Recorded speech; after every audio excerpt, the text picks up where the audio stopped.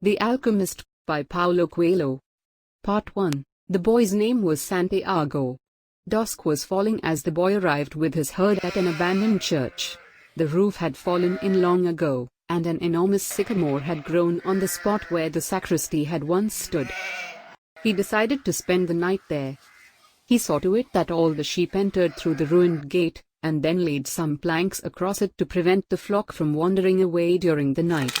There were no wolves in the region, but once an animal had strayed during the night, and the boy had had to spend the entire next day searching for it. He swept the floor with his jacket and lay down, using the book he had just finished reading as a pillow. He told himself that he would have to start reading thicker books. They lasted longer, and made more comfortable pillows. It was still dark when he awoke, and, looking up, he could see the stars through the half-destroyed roof. I wanted to sleep a little longer, he thought.